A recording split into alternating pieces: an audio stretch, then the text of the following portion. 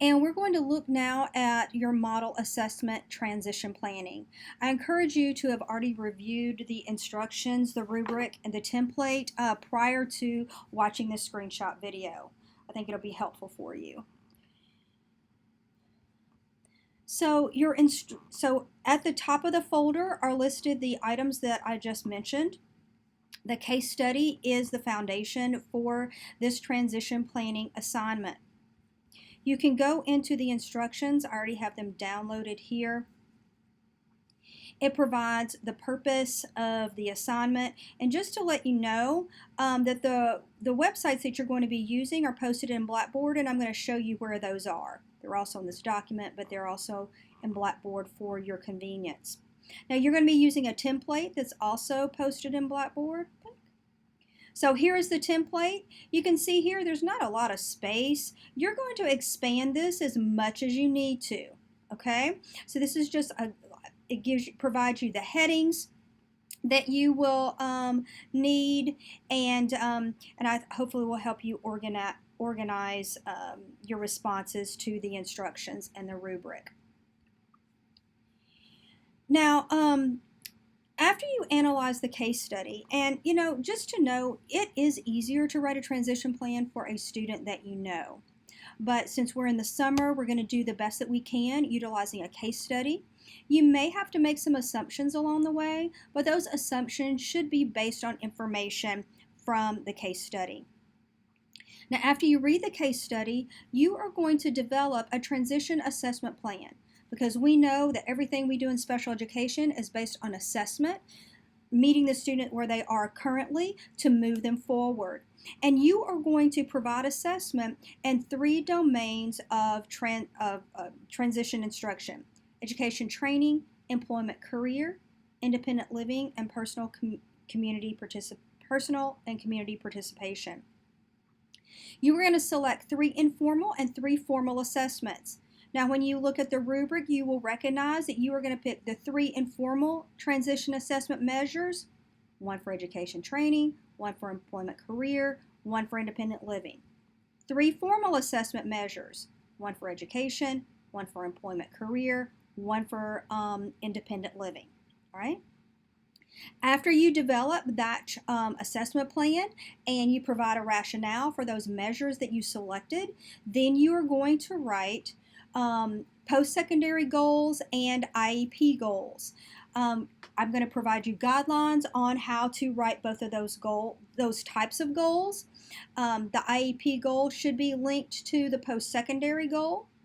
In a nutshell, post-secondary transition goals: where do we want the student to be when they exit our program at 22 years old?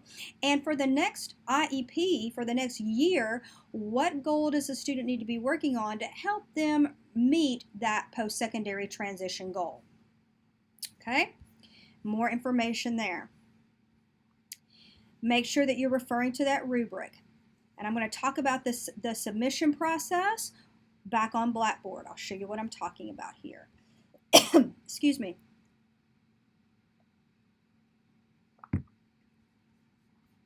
So after you read those instructions, you analyze the case study, you're going to be ready to develop your assessment plan. And this is the tool right here that is going to really provide you with that information you need to do that. So let's go to this PDF, Age Appropriate Transition Assessment Toolkit. All right. Now, for you to really have the background that you need for this assignment, you need to read these first 8 pages, okay? What is a transition assessment? How do I select instruments and methods? This is going to help you make those decisions. And look here. Remember on the instructions when it said select 3 informal assessment measures and 3 formal assessment measures? In this document here, it gives you categories of informal assessments and formal assessments. You'll pick 3 and 3 from the categories here, 3 from the categories here.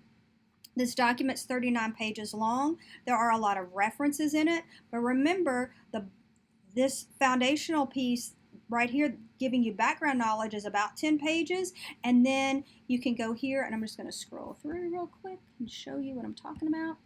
Sample instruments in section 2. It starts off here. Here are your types of informal transition assessment methods. And you just scroll through and it tells you all the information that you need to know in a summary format. Now, I do want to show you, okay, these next two websites here, the Arkansas Transition Services and the National Technical Center on Transition, you need to save both of these resources.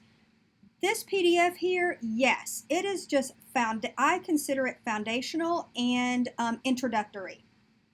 But when you are in your classrooms and you start writing transition plans for your students who are 15, because we know that they have to be in place prior to the 16th birthday, Arkansas Transition Services are your go-to resources to support you in doing that. Now, once again, if you are an educator in the state of Arkansas, these are your consultants. You can look at the map here and you can find your consultant and contact them if you have questions or need support when you're writing your transition plans when you get in your classroom. Now, this website is full of great resources, all right? And I don't want you to get overwhelmed. But if you would like to look at the assessment tools that are used, that are recommended by your consultants in the Arkansas, you can look under Tools and Resources and go to Assessment Tools. And they have theirs chunked a little or divided up a little differently than on the PDF that we were just looking at. Remember how there was informal and formal? Well, here on this website, they are divided by the domains that you're going to be assessing. Assessments for employment, assessments for education, and assessments for independent living. Now, once you read that background information in the PDF, the toolkit, you'll then be able to go here and say, oh, look at these assessments for employment. Oh, I know which ones are formal and I know which ones are informal. I'm going to look here for some of those resources.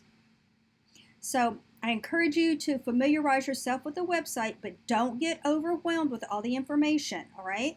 Let that PDF be your foundational and the tool that you use the most, okay? Now, in addition to the Arkansas Transition Services, you have the National Technical Center on Transition.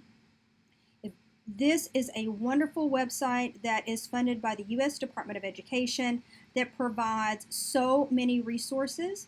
The PDF that you're using came from this website, okay? So these, and most of the information, if not all the information on your Arkansas website, actually comes from the NTACT. So I wanted you to have the national organization in addition to your Arkansas resource. Now, remember when I said that you're going to be writing those transition goals? Here you go. Here is how you do it. This website here, which is a great website, once again, parentcenterhub.org, is also funded by the U.S. Department of Education. If you read this page, it is one web page. It gives you a little case study, and it shows you the difference between post-secondary goals, which you remember are where we want to be at the end of the program, to those IEP goals, which are annual goals. So here is just a quick example of a goal for a post-secondary outcome. What is Alex going to be doing when he graduates, where we hope that he's going to be? But if we look at those IEP goals, they are structured a little bit differently. Because look, where did it go? Here we go. It's got conditions, given direct instruction in the high school business math course and guided practice. Alex will do what? Use an adding machine and create spreadsheets using money management software with what? 85% accuracy. We have to have that criterion in an IEP goal so that we can track progress and we can show how our student has progressed and hopefully reach mastery in that year of the IEP, because if an IEP goal is written realistically, it should be able to be obtained within a year. Now, in this case, we believe that Alex will be able to achieve this goal at 85% accuracy by the end of the IEP year. If Alex wasn't able to make 85% accuracy the first year, we might want to make that at 50%. IEP goals are never written at 100%.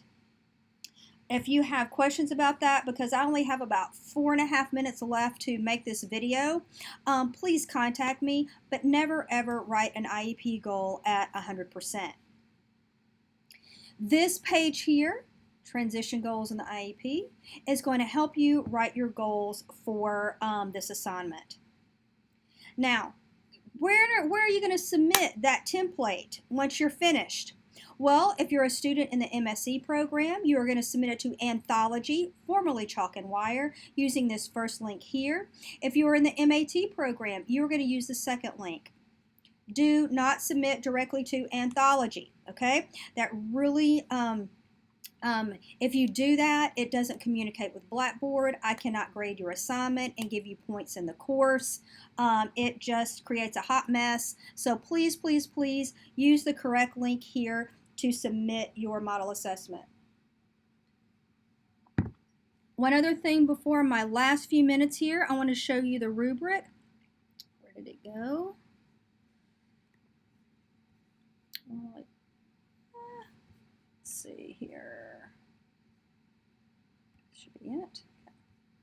All right. So